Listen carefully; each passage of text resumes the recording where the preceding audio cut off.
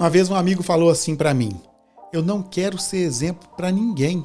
E me esqueçam, eu quero que todo mundo me esqueça. Ninguém olha para mim. Você já pensou assim também? É sobre isso que nós vamos falar hoje. Sermos ou não exemplo para os outros. Se você está aqui comigo hoje, eu quero te convidar a parar um minutinho e se inscrever aí no canal, porque toda semana eu solto um vídeo e vai ser muito bom ter você comigo toda segunda-feira. Você já se sentiu incomodado com as pessoas olhando para tudo que você faz? Você já se sentiu incomodado com as pessoas perguntando por que você faz uma coisa, faz outra? Quem nunca entrou numa festa ou entrou numa reunião e de repente percebeu que as pessoas começaram a te reparar e alguns até mudaram de assunto? Sabe aquela famosa frase assim: gente, é melhor mudar o assunto que o assunto chegou? Pois é, a questão hoje é bem simples e direta. Não tem remédio. Todo mundo olha para todo mundo, porque todo mundo tem influência. E sabe, nós somos observados por todas as pessoas o tempo todo. Não pense que você pode se tornar invisível. Isso não é real. Você nunca vai se tornar invisível. Nós nunca seremos invisíveis. A resposta para isso é bem direta.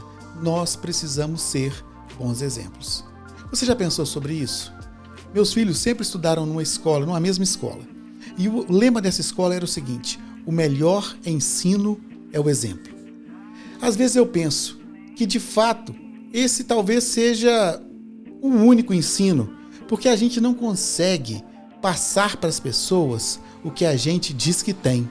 A gente sempre vai passar o que a gente tem. Pensa comigo. Se você tiver Covid-19 e você disser para as pessoas que você tem gripe, as pessoas vão pegar o que você disse que tem, gripe, ou o que de fato você tem, Covid-19. É claro que elas vão pegar o que você tem e nunca o que você diz que tem. Por isso, talvez o único ensino seja de fato o exemplo. E o pior disso tudo é que as pessoas, quando veem em você um mau exemplo, têm a cara de pau de usar a desculpa do seu mau exemplo para justificar as coisas erradas que elas fazem. Quantas vezes eu ouvi pessoas dizendo assim: eu estou muito decepcionado com a igreja. Igreja, nem fala em igreja comigo. Eu nunca pensa, olha, as pessoas da igreja que eu frequentava, elas me decepcionaram demais. E geralmente a resposta que nós damos quando as pessoas falam para nós isso é a mesma: meu irmão, pare de olhar para as pessoas, você tem que olhar para Jesus. Não é assim? Quando alguém fala que está frustrado com as pessoas da igreja, a gente logo dá a desculpa de que ela deve parar de olhar para as pessoas e olhar para Jesus. Mas será que é isso que a Bíblia fala? Será que de fato nós temos condições de pararmos de olhar para as pessoas? Sabe o que Paulo diz? Paulo diz assim, deixa eu ler para você.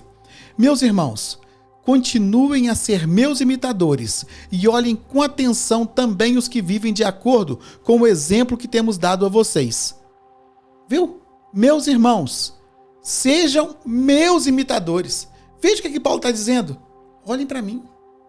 Imitem o que eu faço. E ele continua dizendo: olhem com atenção também os que vivem de acordo com o exemplo que temos dado a vocês. Ele manda olhar para ele e manda olhar para os outros irmãos. Ele está dizendo o contrário do que nós dizemos para as pessoas. Não olhe para as pessoas. Olhe sim. Mas a questão é, saiba para quem você está olhando.